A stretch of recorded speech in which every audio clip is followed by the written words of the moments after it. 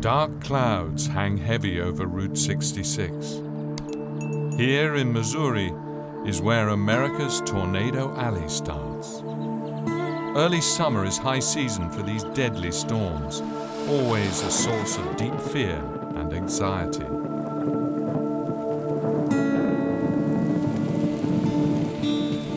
We've covered over 800 kilometers since we started out in Chicago, and we still have some 3,000 to go.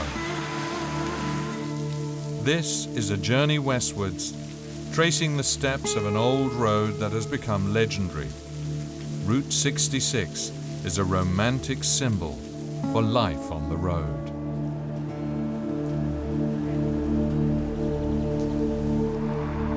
Our search for its remnants has become a real adventure. The bridge at Devil's Elbow gives us an idea of what a journey through America must have looked like long ago.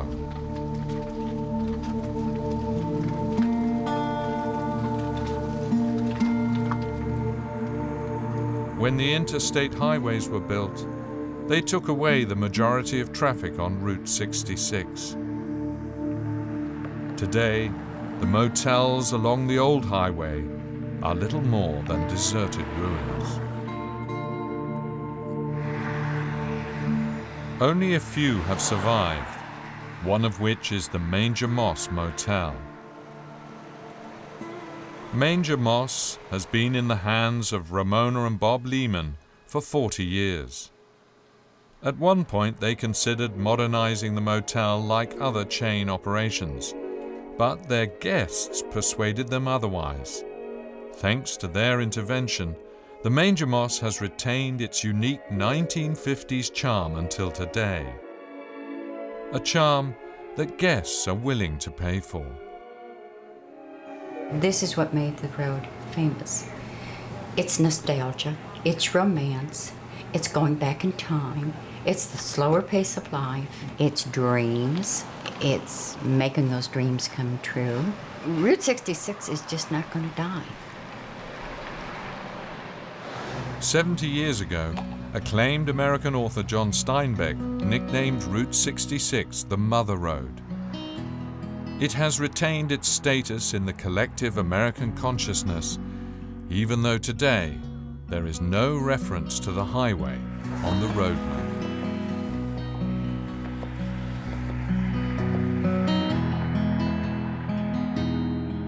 We leave Missouri, driving a few miles through Kansas,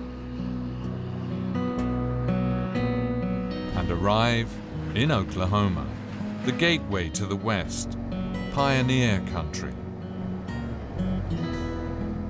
Here in Miami, Oklahoma, the pioneering spirit is still palpable. This theater is the pride of Miami's 12,000 residents. The magnificent building was opened in April 1929.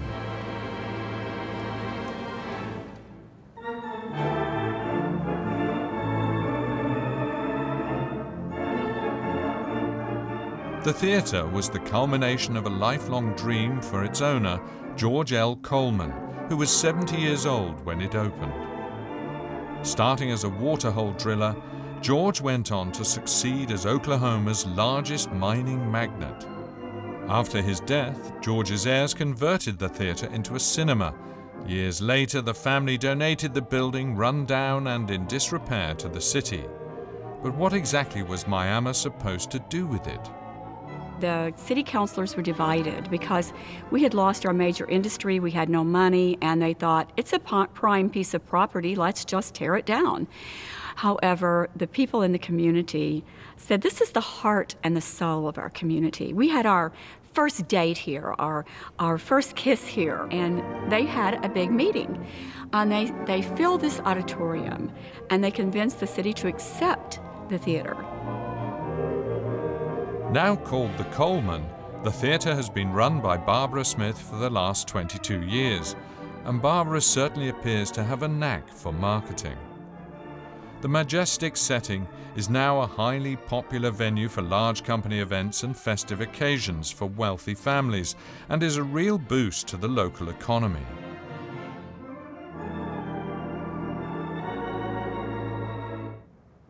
Miami residents located the theatre's original long-lost Wurlitzer theater organ, collecting dust in a Texas warehouse.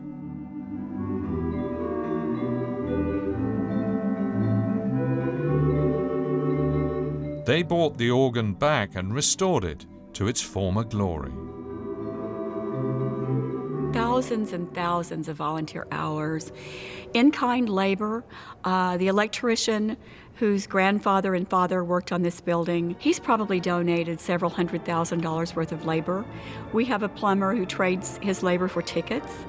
And we just have people who come and spend hours every week. Almost everything is done by volunteers with a very small paid staff. So it is a story of a community.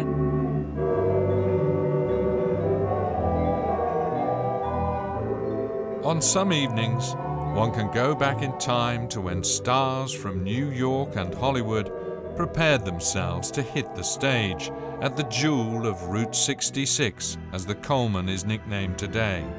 In true Hollywood style, this happy ending was made possible by the dedication and civic pride of the residents of this small town.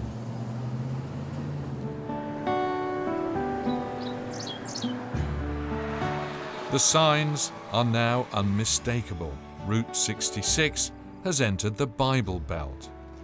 The fear of God is ingrained in the very culture here.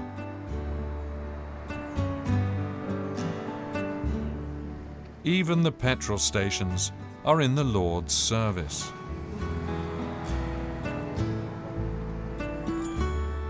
The golden towers of Oral Roberts University in Tulsa, Oklahoma, can be seen from far away.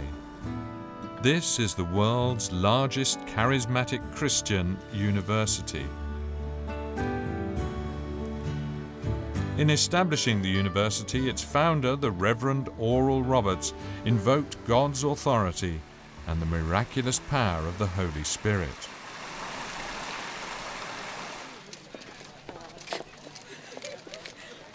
The worship service on Wednesdays is obligatory for all 3,000 of the university's students.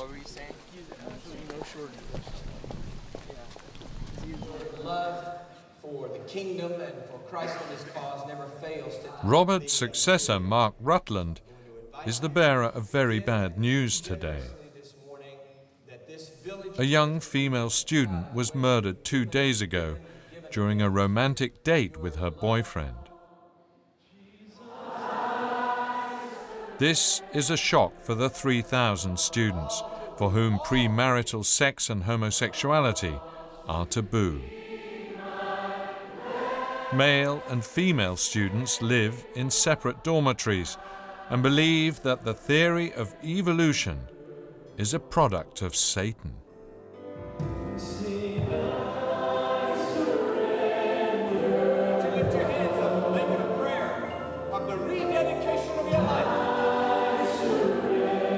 The students here come from 55 different countries. Vijay Luvian grew up in Sweden as the adopted son of a devoutly religious family.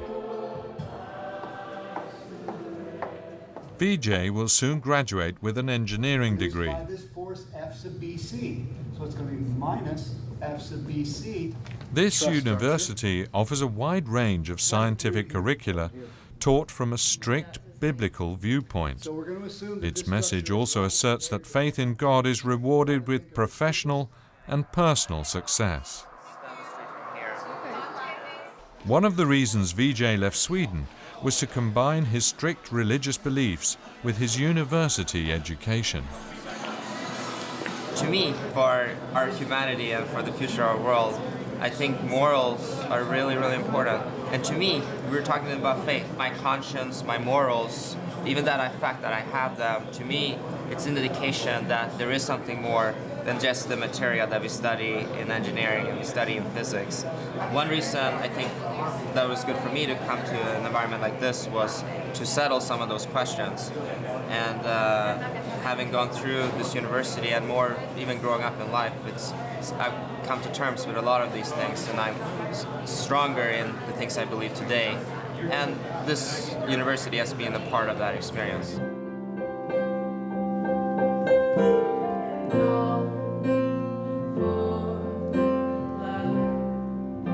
Susie Land sees herself as a messenger whose mission is to bring God's voice where it is not heard. Music to the Nations is an academic missionary program. Oral Roberts University calls it a hardcore experience that is not for the faint of heart. Music by itself is powerful enough. It's the language that transcends every language barrier. It doesn't matter where you are, people respond to music, whether here or in Germany or in New Zealand or Russia or wherever, people speak the language of music. And when you put that with the power of the Holy Spirit, with God, it's an unbreakable force. It's something that it can't be beat anywhere. The power that comes through the music and infiltrated with the love of the Lord it's unstoppable. I won't stop singing it, I can't stop, I won't stop singing it. When her education is complete, Susie wants to carry her message to the world as a music pastor. Hers is the mission of one of the religious elite in a nation that views itself more than ever as Christian.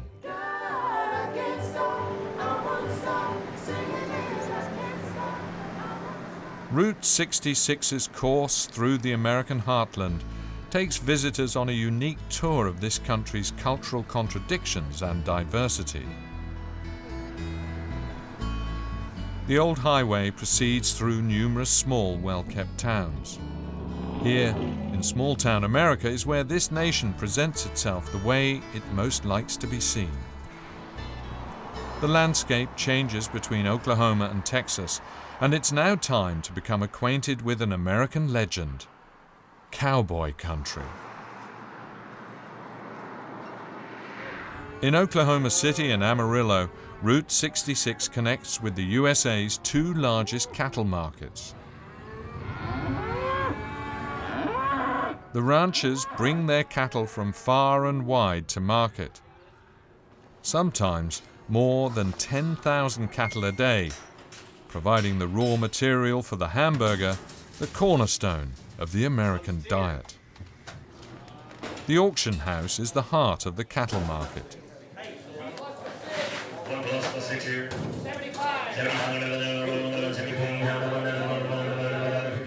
The monotonous ritual continues for hours. The uninitiated recognize very little and understand even less. You know, we work together every day. They're professional buyers and professional auctioneers, so we know how to read their body language. A lot of it's looking at the cattle when they come in, and we understand, you know, when we see that animal, pretty much who the potential buyers are going to be. So that's kind of who you look at and understand, you know. Some of them will bid with just a little flick of the finger. Some of them will use it. Some of them will bid to you. Some of them will just kind of raise their hands, and some of them will just wink to you. But you'll learn how to read them, you know, and understand who you're looking for, and to look for those little subtle movements. And you scan the crowd with your eyes. And like I said, this is something we do every day, so, you know, you learn how to read them.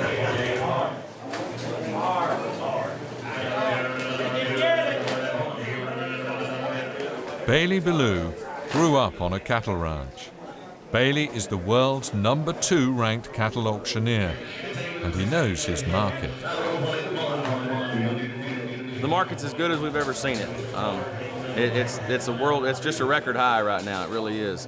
We've seen really great numbers, which is quite a relief right now because we're so dry. People sending them to the market because they're running out of grass or running out of water. It's as high as we've ever seen it right now. They've opened up a lot of trade across the world with Korea and China, and some of the trade markets have really allowed our market to come up. While this is good news for America's ranchers, the growing demand in Asia for all things beef means that back home, Americans face higher prices for their beloved hamburgers. We return to Route 66, heading further west. Since we departed, we've covered 1,600 kilometers. And now, Texas calls us into the heart of the Wild West. Nowhere else along Route 66 will you find bigger mountains of meat devoured than at this restaurant in Amarillo, the main city of northern Texas.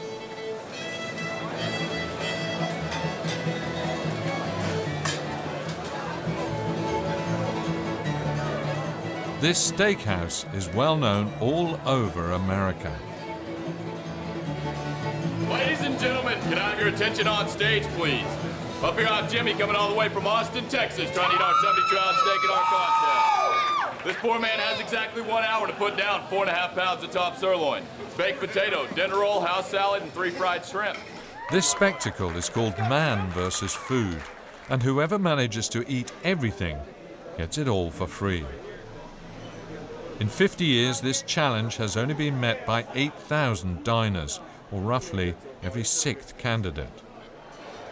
One hungry competitor even managed it in just under 9 minutes. According to this list, most of the winners top out at well over 14 stone, 100 kilos on the scales.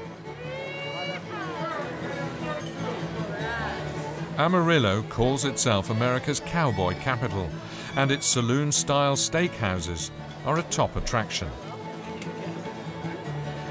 They're full to the rafters, night after night.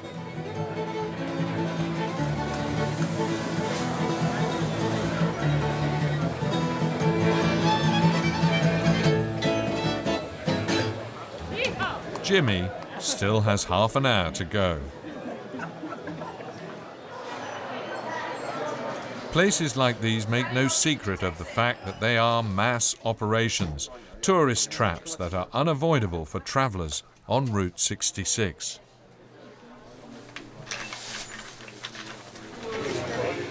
Only 10 minutes left for Jimmy now, but he's stuffed. And then comes the inevitable end. The waitress declares, "Game over, guys." Jimmy missed the finish line with only 200 grams of steak left on his plate.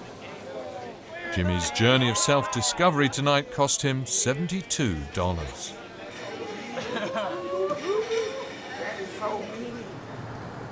It's late now, but we hit the road once again.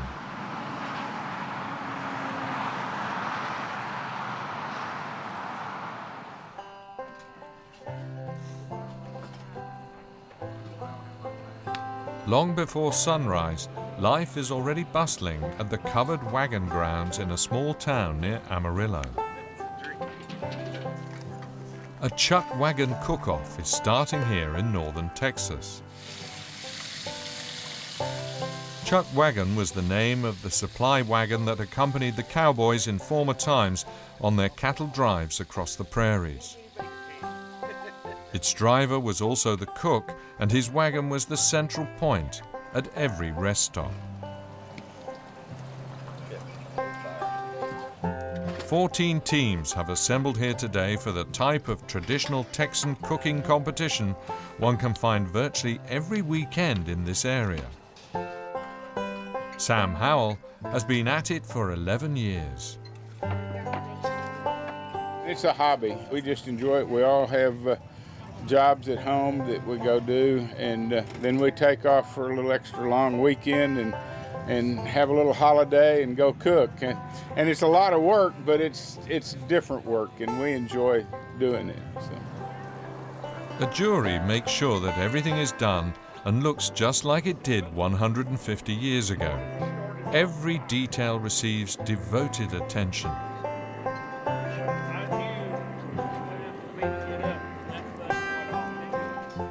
Similar to the legendary status of Route 66 itself, the aim here is to preserve American tradition, particularly for a Texan like Randy Whipple. The history here is very recent, but it's really rich and exciting, and it's neat how the fellas from back those days, you know, the Texas Rangers like Charles Goodnight, helped settle this country, and he used this country to raise cattle and to make a great fortune. And it's just a great American story is what it is, and that's what we enjoy ourselves. And the opportunity to come out and cook like we have for 120 years and enjoy this lifestyle is just more fun than you can shake a stick at. Nearby, the teams are in the midst of their preparations.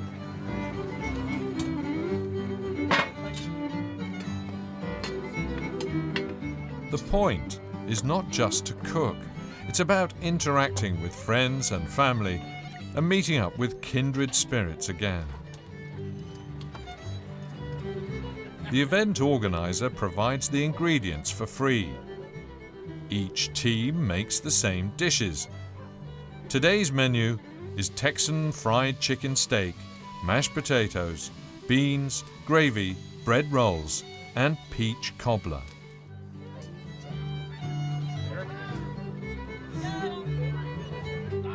The undisputed favorite is Sue Cunningham, a cook-off veteran and the author of 3 coveted wagon cookbooks. We always just do our best every time. We just want to try to stay on top. It is competitive. There's a lot of good cooks out here. So you really have to hook up and cook. But yeah, we have a lot of fun doing it. It's hard work, as you can tell, you know, with all these heavy Dutch ovens and stuff, but it keeps Western history alive. Every team has to supply the jury with samples of their cooking magic, all under strict anonymity. A cook-off is a bit like a small local fair. 550 plates are sold to visitors today at $15 each. The proceeds go to the local community museum. This is also America, community life in action, coupled with real competition. First place goes to C-Bar C. The favorite triumphs. Sue Cunningham and her team take the top prize.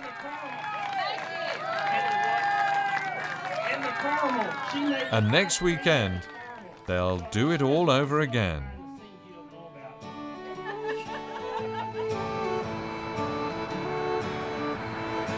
Amarillo would scarcely be Amarillo without a rodeo. Tonight, the cowboy capital is one stop on a rodeo tour known as the World Championship among the pros. This lasso discipline is called team roping.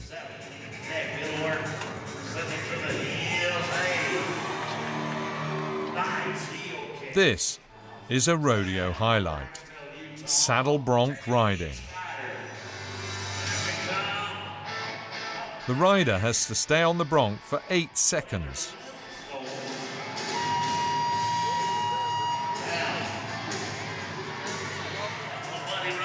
But the main attraction remains, as always, bull riding, a battle with over 2,000 pounds of concentrated muscle. This cowboy is an expert. That was good, wasn't it? Ed Montana is on the organizational committee for the rodeo.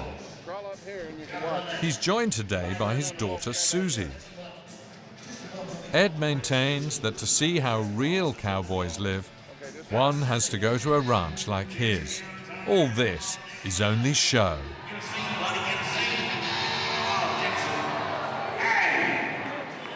And that's typical of Texas. 1 minute we're spectators, the next we're invited to Ed's ranch, a good hour's drive away through a broad, flat, scrubland countryside.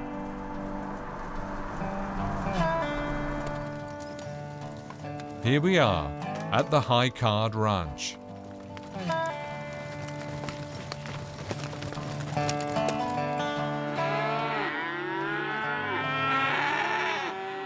Jos Halsell, the foreman here, brands the young cattle. They are almost 1 year old now, so they are let out to graze in the pasture. But not before they are branded.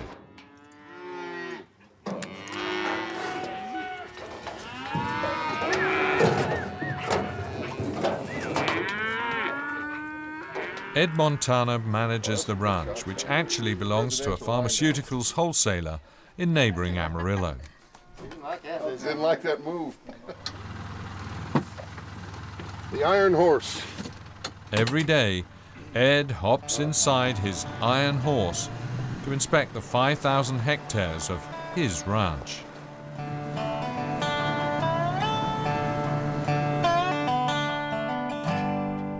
You see this whole area here right now, there's probably 15, 20 people and 10,000 head of cattle. This is Wild West Ranch, just the way it's been for hundreds of years.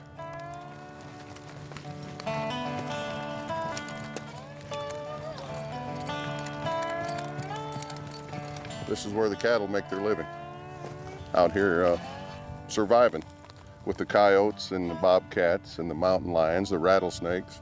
Oh, it's beautiful. This is home. I'm very lucky. We accompany Ed down into Palo Duro Canyon, once the last sanctuary of the Native Americans hiding away here from the soldiers and white settlers. Hello, boys. Down here in the green grass. Ed grew up here. He knows every nook and cranny of the USA's second largest canyon. This is a special place in the Palo Duro Canyon.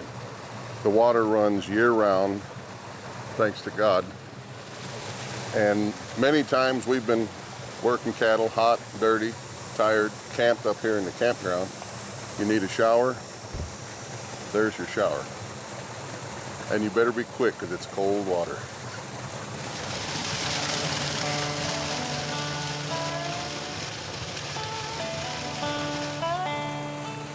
It's magical. Now you know why the cattle like to come here. There's always water, there's always green grass, and you're out of the wind, blue sky. It's maybe it's the Garden of Eden. Everyone in Texas knows Ed Montana. Well, the warden led a prisoner down the hallway to his doom.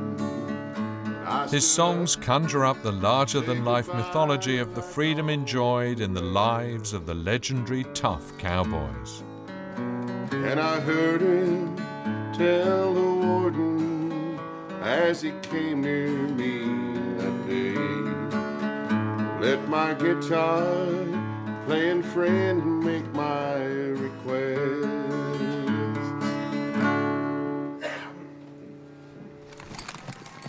Suddenly, the myth is interrupted by daily life on the High Card Ranch.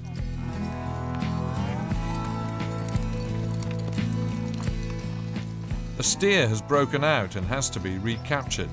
It takes a good while until the cowboys manage to lasso the bull.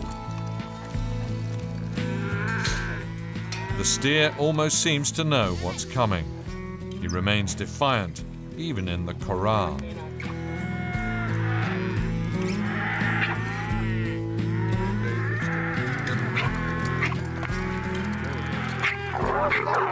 One more outburst, and then his resistance is broken.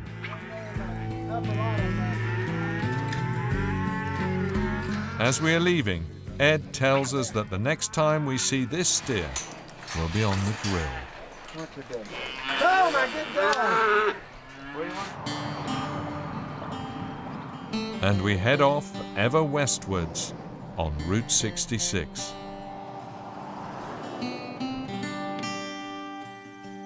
Outside of Amarillo, the ruins of the scattered ghost towns have long become tourist attractions.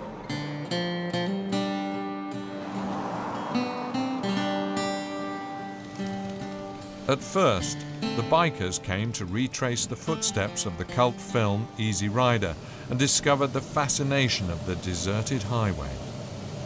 These days, motorcycle tours of Route 66 are a well-organized business, and business is good. This group is from Norway. The obligatory photograph in front of midpoint is a must. This is the halfway point of the almost 4,000-kilometer long motorway.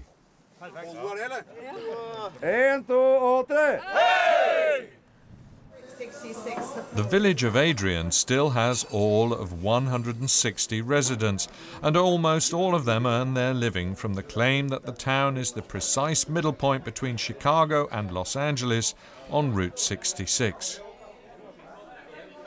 Estimates put the annual number of nostalgia tourists on Route 66 at 500,000. Shield Erik Larsen is back again for the second time. It's the history from the first road between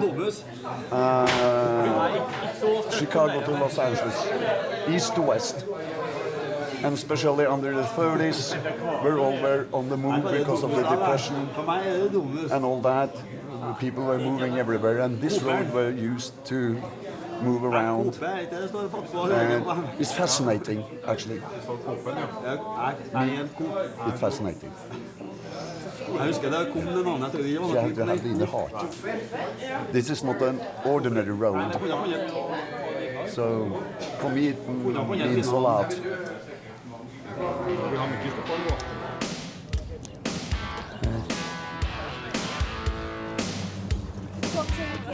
Route 66 symbolizes an attitude. To travel this road is a statement. There is nothing these days to remind us that in the 1940s, Glen Rio was a lively rest stop. Glen Rio is located here directly on the border between Texas and New Mexico, and between two of the 4 time zones along Route 66. On the left, it is 1 hour later than on the right. The Norwegians are eager to get moving and cover some more ground before the midday heat sets in. Then quiet returns to Glen Rio.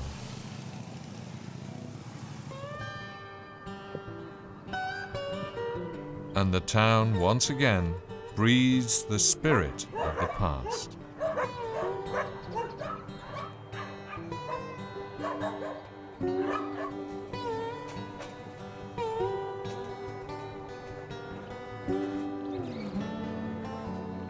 We resume our journey on Route 66, often straight as an arrow and always westwards. Where nature is less than generous, human ingenuity pitches in. The Cadillac Ranch is a work of art to see and touch. Sprayers can hone their graffiti skills at will here. In 1974, an eccentric oil millionaire offered the San Francisco-based artist group Art Farm a piece of land next to Route 66. This was his way of ensuring that the old highway's decline would be memorialized. There we go. It is up to visitors to decide whether the 10 half-buried Cadillacs represent a criticism of modern-day automobile worship, or why the angle of the cars corresponds precisely with that of Egypt's Great Pyramid of Giza. Since we left Chicago on Route 66, we have covered more than 2,000 kilometers through 5 U.S. states.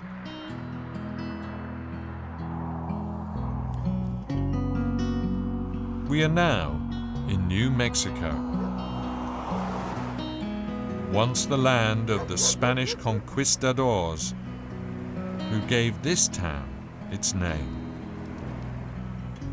In earlier times, Madrid was a mining settlement. The mine was closed in the 1950s, but the town survived, thanks to its hippies.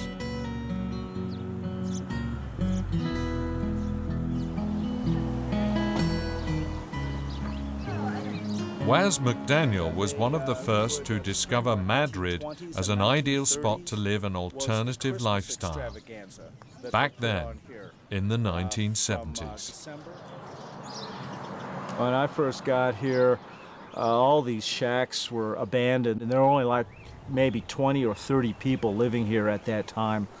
Well, we had hippies and freaks, bikers, cowboys, outlaws, drug addicts, gay people, you know. We just decided that live in peace because we tolerate each other's idiosyncrasies, those little quirks that we all have that can drive some people crazy. We're essentially a bunch of free thinkers here. Not very many of us practice any religion. Matter of fact, there's a lot of people here who are recovering from the Christian religion. Yeah. Waz takes us to the Johnsons of Madrid Galleries. The Johnsons were the first to come here in 1973. At that time, Mel Johnson and his wife Diana were art professors in Chicago, both in their mid-30s. For artists like themselves, the situation was ideal, but something was still missing. One day I came home and I said, Diana, did you notice that the sun hasn't come out for 4 months? And we sat and started talking, and we said, you know, we could move to New Mexico. This was a ghost town. The only people who moved in here were basically bums, people who had no vision. They just wanted a place to sleep. Well, my wife and I came through and we looked and said, wow, that's opportunity. I just saw opportunity. That's how the town looked to me. It didn't look that way to anybody else because there's nobody here. Here, the Johnsons found an ideal place to live their lives as artists. And it didn't hurt that Mel was also a trained carpenter. Those galleries used to be a barn for coal.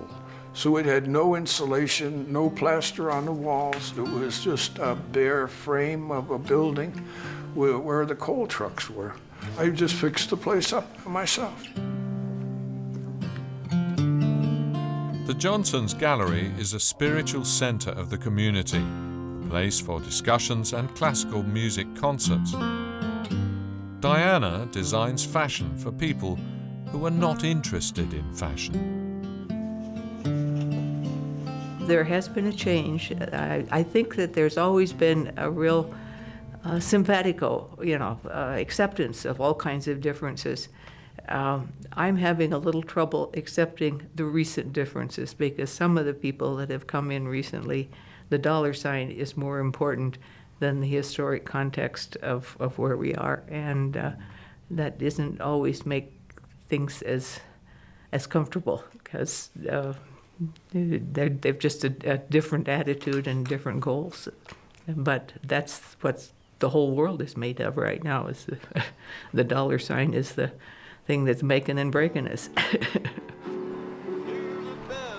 Madrid, like so many other places along Route 66, is no longer a well-kept secret.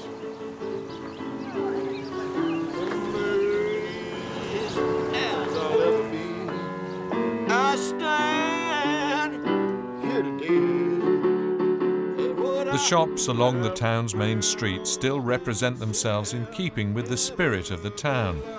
But behind the cheerfully coloured hippie facades, commerce and competition have also settled here. Madrid's initial hippie residents seem like exotic relics now. Waz's friend, Sky Fabian, lives high up above the town. A recent stroke almost cost this former co-pioneer his life. Even you? Even your dog? No, Sky was at the start of a promising acting career when a trip to Europe and Morocco proved to be a turning point. He ultimately found what he was looking for in Madrid.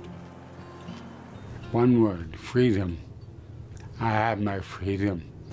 I can do anything I damn well please. We have no mayor, no elected officials, no bureaucracy, no police, and no corporations. Freedom, the original American dream. For a moment, it became a reality in Madrid.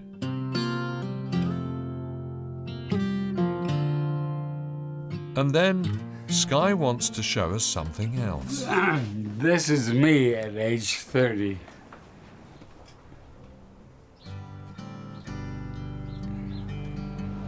High above the town, next to its old cemetery, Madrid's hippie generation built a place of serene grief.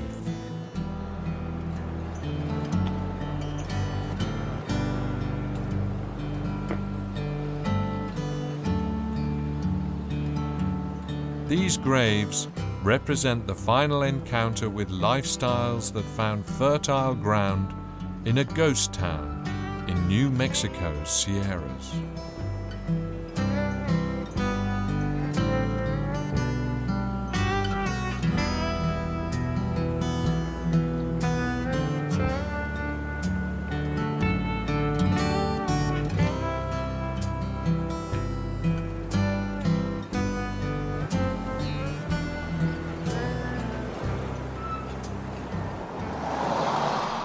America's Main Street, as Route 66 is known, is a road for seekers, for those in search of the American promise of freedom and the pursuit of happiness.